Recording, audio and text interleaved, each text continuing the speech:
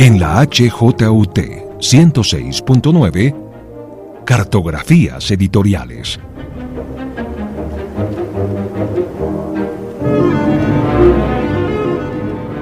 Presenta y dirige María Elvira Jaramillo.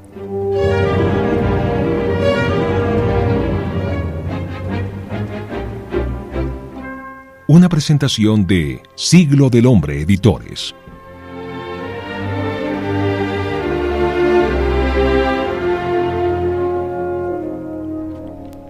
Bienvenidos una vez más a Cartografías Editoriales Caminando con Siglo del Hombre. Estoy segura de que prácticamente ninguna de las personas que está escuchando este programa ha participado en un viaje como este. Es un viaje que en un principio podríamos decir que exige tener conocimientos de geología, biología y puede que hasta astronomía. Díganme, ¿quién de ustedes me puede afirmar que ha viajado por el movimiento de la Tierra? Bueno, yo sí conozco una persona que puede llevarnos a esa aventura y lo tengo sentado aquí a mi lado. Él no es geólogo ni astrónomo, pero sí es un gran observador. Nuestro guía de hoy es el poeta Santiago Espinosa. Sí, un poeta nos llevará a este viaje. ¿Y quién mejor que él, que es el autor del libro El Movimiento de la Tierra, publicado por la editorial Valparaíso y ganador del Premio Internacional de Poesía Jaime Sabines? Santiago, como les comentaba, es poeta, pero también es ensayista, y es además profesor del Gimnasio Moderno, donde coordina la Escuela de Maestros. Sus poemas y ensayos han aparecido en diferentes selecciones en Colombia y en el exterior. Escribe habitualmente en varios medios y ha sido traducido al italiano, al árabe, al francés, al griego y al inglés. Bueno, sin más esperas, bienvenidos a nuestro viaje por el movimiento de la Tierra. Hola Santiago, gracias por acompañarnos. Hola María Elvira, muy buenas tardes a todos los que nos escuchan y muchísimas gracias a ti por la invitación. Estoy muy feliz de estar aquí, precisamente pues en la emisora que yo escucho, en la emisora que de alguna manera fue la culpable de mi amor por la música clásica. Qué bueno. Y por mi formación casi que sentimental. Esta era la emisora que escuchábamos con mi padre, luego estoy muy emocionado.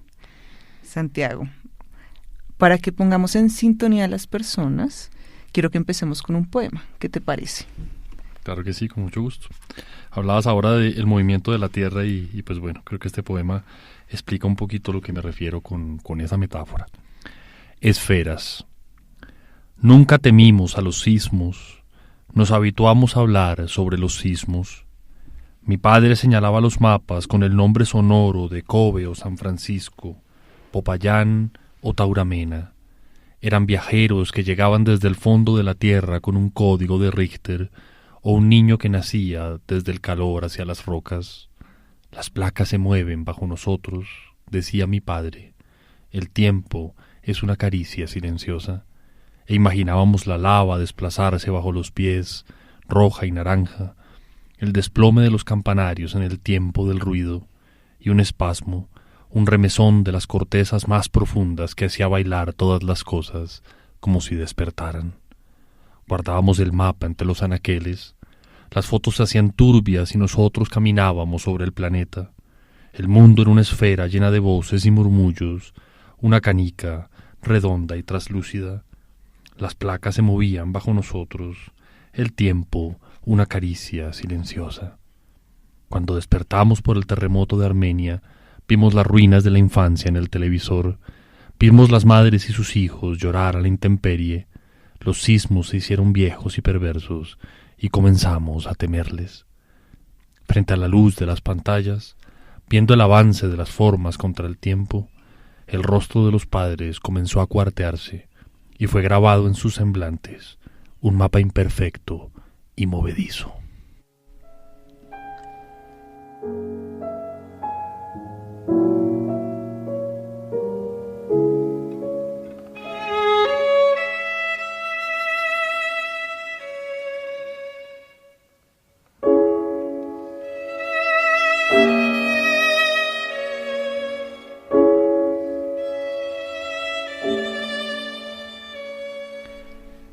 Estoy con un amigo muy especial de Siglo del Hombre, Santiago Espinosa, que es nuestro amigo poeta Valparaíso.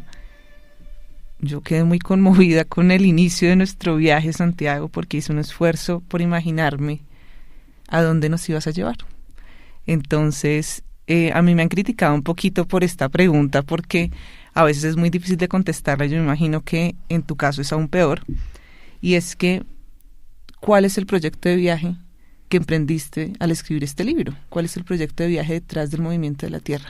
Pues mira, no, yo creo que es una pregunta extraordinaria y bueno, creo que es muy buena, porque fíjate tú que los orígenes de la poesía misma pues puede ser el viaje, ¿no? Piensa tú que el primer poema, o uno de los primeros poemas que tenemos, pues es la Odisea, que es fundamentalmente el ejercicio de imaginar, ¿no? Y de viajar a través de las palabras, ¿no?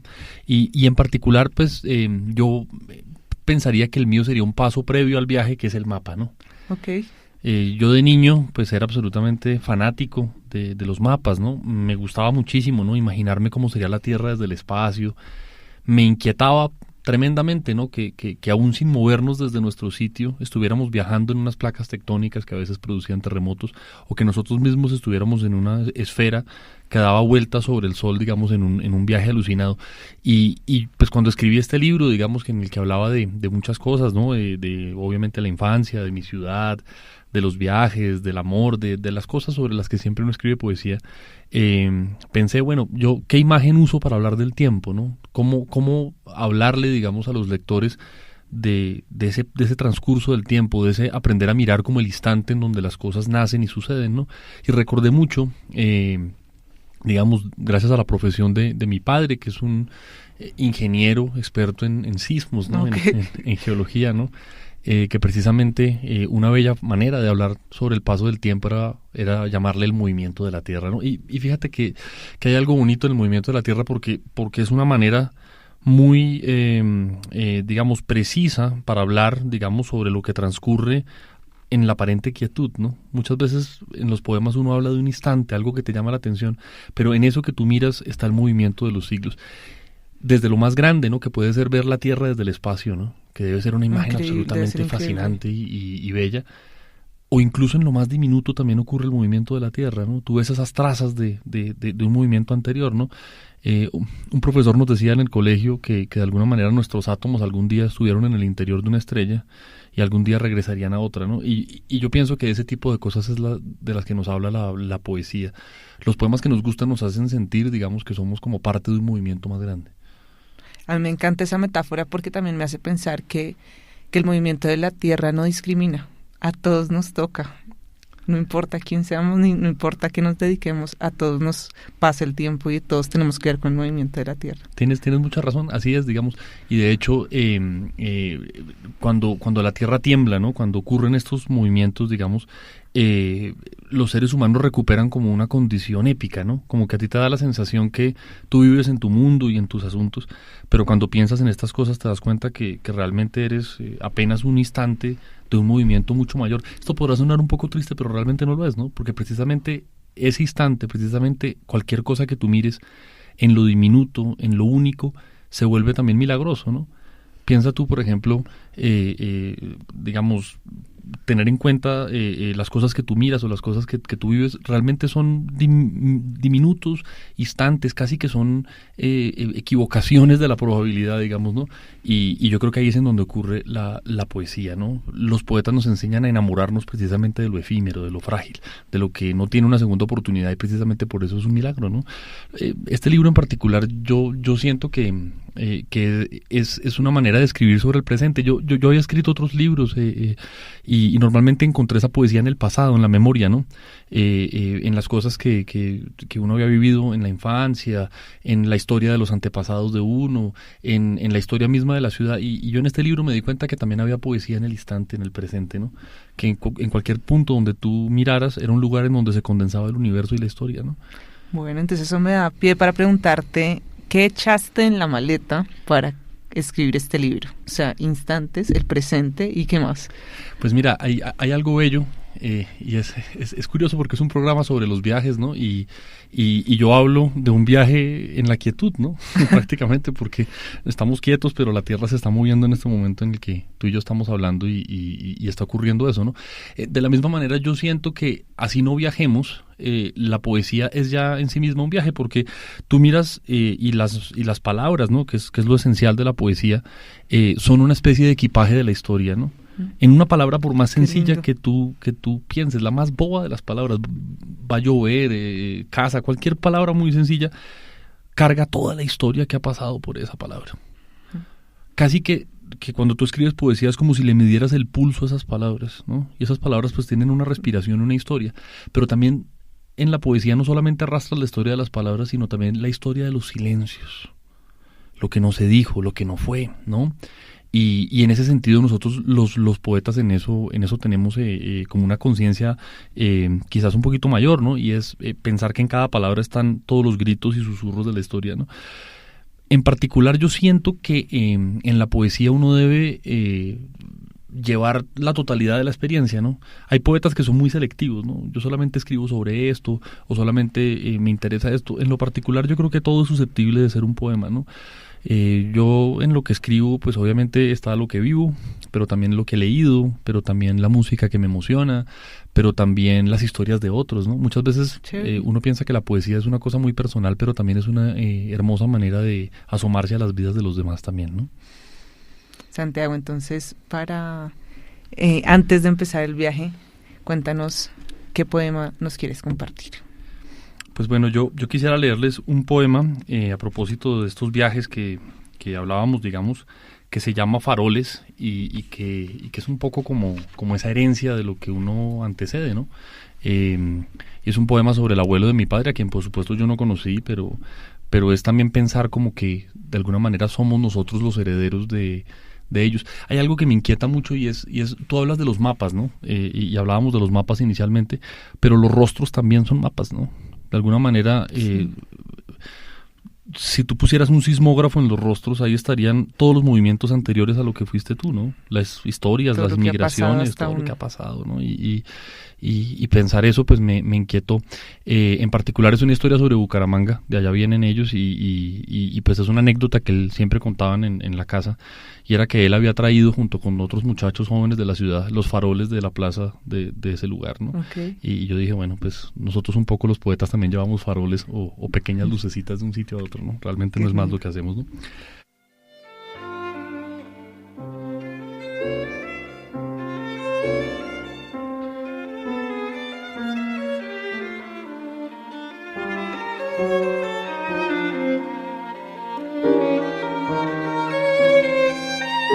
Faroles.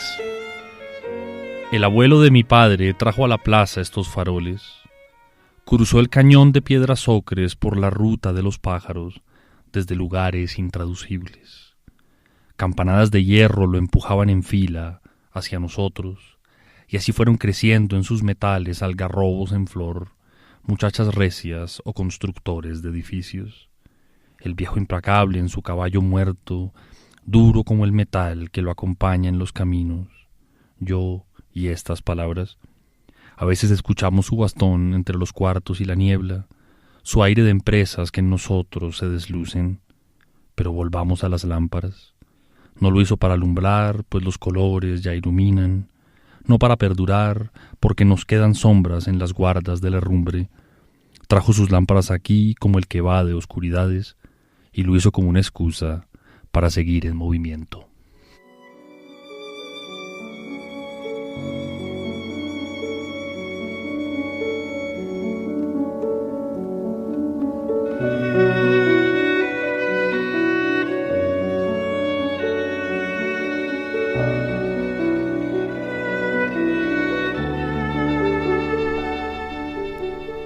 Seguimos de viaje, seguimos en movimiento con Santiago Espinosa, autor de Valparaíso, conversando sobre el viaje que representó escribir su libro El movimiento de la tierra. Santiago, es hora de zarpar. Entonces, cuéntanos un poquito de cómo fue ese viaje y si te trazaste varios caminos, si te encontraste con caminos espantosos o caminos difíciles, y hubo caminos de muchos obstáculos y casi como el camino de la muerte, o todo lo contrario? Pues mira, yo creo que este libro, porque todo el libro es también un viaje, ¿no? La única diferencia con los viajes reales es que en los viajes normalmente tú sabes muy bien para dónde vas y más o menos tienes un plan determinado, ¿no? Ok. En los poemas tú vas como con los ojos a veces vendados, ¿no? Como que con un ojo ves pero con otro no, y en ese sentido como que ocurre un misterio y uno nunca sabe exactamente lo que uno está haciendo. Uno solamente comprende ese viaje después. Fíjate qué raro, ¿no? Uno primero hace un mapa y después se va a los viajes, ¿no? Yo creo que en la poesía es un poco lo contrario. Uno primero viaja y después se da cuenta del mapa, ¿no? Como que eres consciente de los movimientos. En este caso particular, pues fue un viaje muy feliz, ¿no? Fue un viaje muy, muy grato porque también estoy hablando de otro movimiento del amor o de la tierra, pues que es el movimiento del amor, ¿no? Y que es un sismo igualmente tan tremendo, digamos, y que cimbronea mucho, ¿no? Yo siento que este es un libro de mi encuentro con el amor también. En lo particular, pues fue un viaje feliz porque yo venía de escribir un par de libros muy dolorosos, ¿no? Mi segundo libro de poemas se llama Lo Lejano, y fue un momento en el que yo sentía como que el pasado, la infancia, pero al mismo tiempo también el país se parecía como una fotografía que se incendiaba constantemente, ¿no? Okay. Entonces yo trataba de escribir como unos poemas muy, muy fuertes, digamos, como de pérdidas, de la perdida infancia, no sé, del desplazamiento del campo, del horror, digamos. Y de pronto empezaron a aparecer unos poemas con una luz diferente, con una luz distinta, ¿no? Y empecé a darme cuenta que en un pájaro, en la ciudad que tantas veces denostamos tanto, digamos, y que nos criticamos tanto como Bogotá, pues también ocurrieron unos reencuentros maravillosos y ocurrieron unas cosas extraordinarias. Y pues toda esa maravilla, pues en parte coincide pues con el encuentro con la que hoy en día es mi esposa, Natalia, ¿no? Y yo creo que también es un libro de amor, así no haya tantos poemas de amor en el libro. A mí me encanta que digas lo de amor así, porque me acuerdo de uno, no sé si ahorita lo podamos leer, que habla sobre Bogotá y las montañas. Y yo ese poema lo quiero mucho porque yo tengo una relación muy linda, o siento que tengo una relación muy linda con Bogotá y sus montañas, y digo, esto es amor por la ciudad, o sea, se le nota a Santiago que está enamorado de Bogotá, y eso a mí me encantó, entonces no sé si lo podemos leer. Claro, por supuesto, mira, ese poema que tú mencionas se llama Ciudad, y que sí, es un acto de amor a la ciudad, pero con algo previo, ¿no? Y es, Bogotá es una ciudad que claramente no te deslumbra a primera vista, ¿no? Es un amor que se descubre con el tiempo, pero algo más se inventa, ¿no? Bogotá es una invención, ¿no? Esta es la ciudad del Dorado, esta es la ciudad del cruce de caminos, esta es la ciudad de tantas otras cosas, ¿no? De las sombras de Silva, en fin. Y yo siento que demanda del lenguaje para poderla apreciar, ¿no? En concreto, yo siento que en este poema hablo de esa relación, y es como para vivir una ciudad hay que inventarla primero, ¿no? Qué chévere. Ciudad.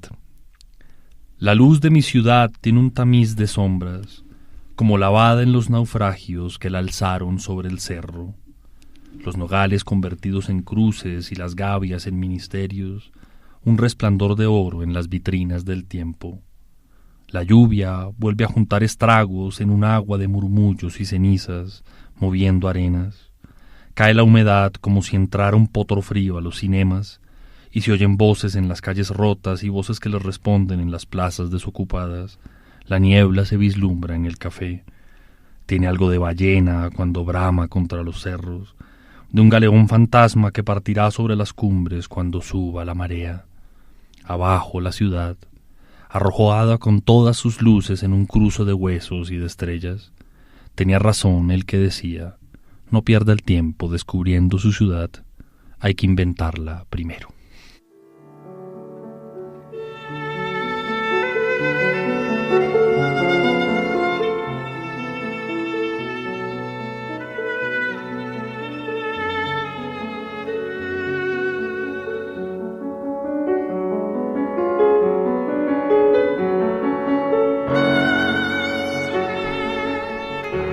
Seguimos de viaje con nuestro amigo Santiago Espinosa en la travesía que significó escribir, pero una travesía llena de amor, ya nos quedó claro lo que significó escribir su libro El movimiento de la tierra.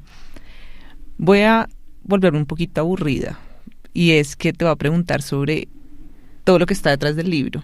tu relación con los editores, cómo llegaste a Valparaíso, Ujú. esa visión del poeta metido en el mundo de industrial, pues por decirlo de alguna forma.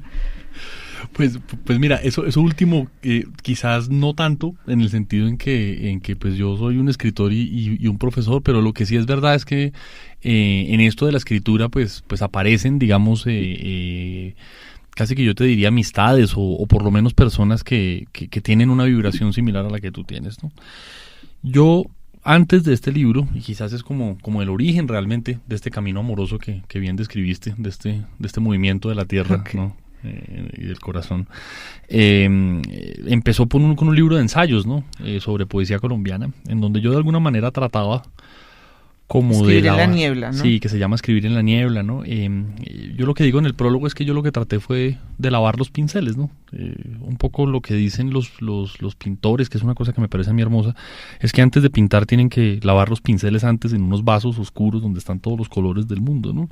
En un momento yo empecé a escribir una poesía muy dolorosa y muy fuerte, y me bloqueé, digamos, y no tenía esa manera de lavar mis pinceles para poder pintar la luz nuevamente, porque pues yo quisiera escribir una poesía pues que si bien no es la rama de la felicidad, por lo menos sí tiene una visión más afirmativa del mundo, ¿no?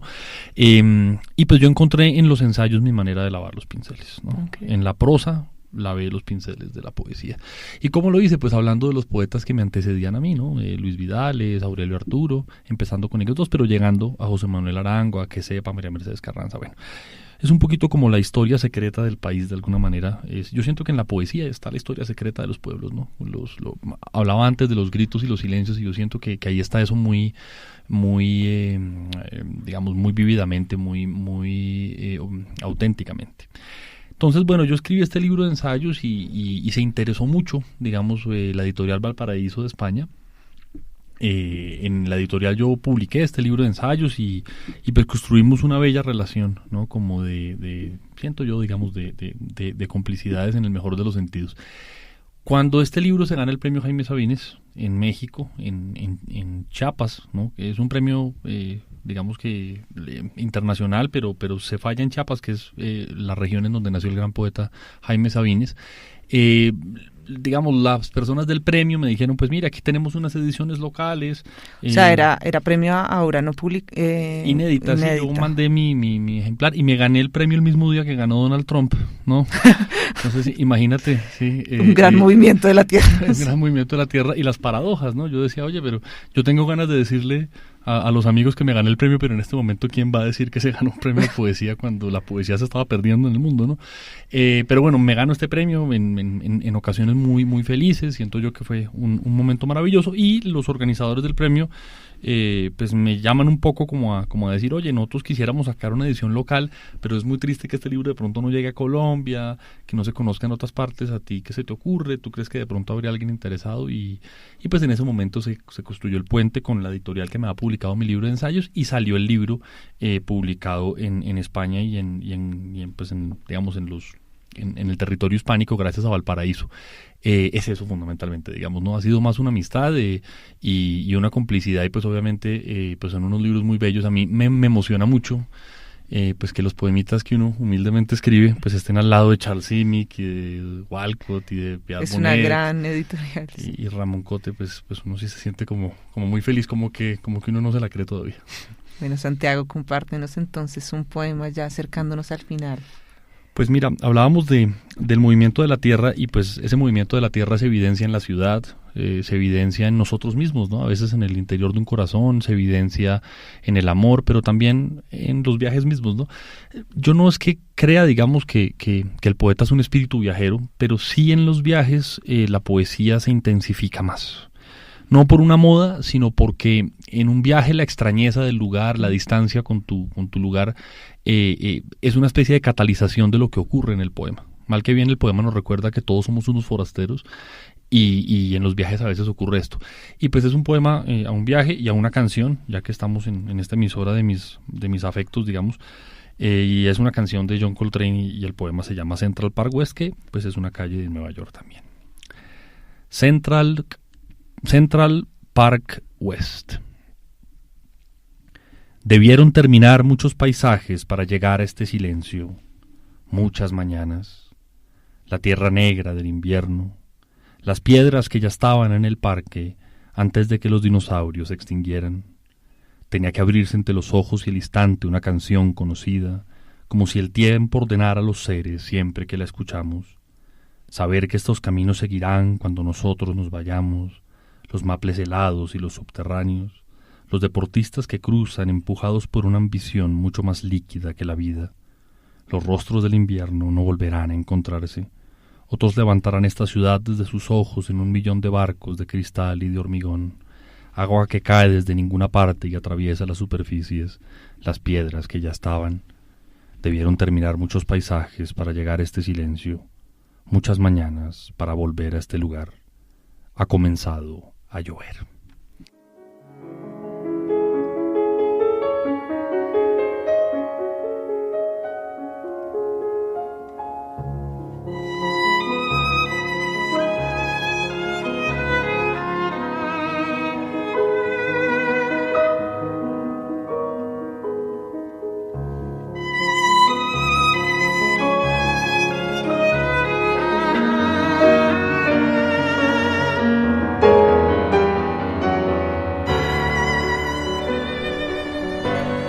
Queridos viajeros, con tristeza les cuento que se nos acabó el viaje, pero ustedes ya saben la misión que tienen hoy, y es buscar su propio movimiento de la Tierra. El libro lo pueden encontrar en todas las librerías prácticamente de Colombia, y el movimiento de ustedes de la Tierra ya depende del camino que quieran escoger. Muchas gracias por acompañarnos hoy. Santiago, a ti muchas gracias por el cariño que nos entregas en el programa de hoy y por el aporte que le haces a nuestra misión de dibujar un poquito de la historia de la producción editorial colombiana. Muchas gracias a ti, María Elvira, pues a los amigos de Siglo y por supuesto a los que nos escucharon. No olviden que nos pueden encontrar en prácticamente todas las plataformas de podcast, iTunes, Spotify, Spreaker, incluso YouTube. Los esperamos en esas plataformas y los esperamos en un nuevo programa, en un nuevo reto editorial.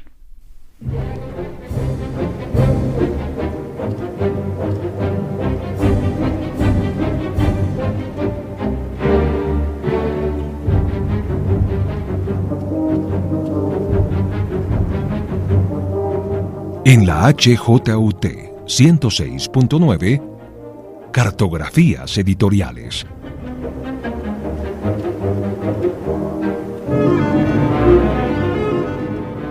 Presenta y dirige María Elvira Jaramillo.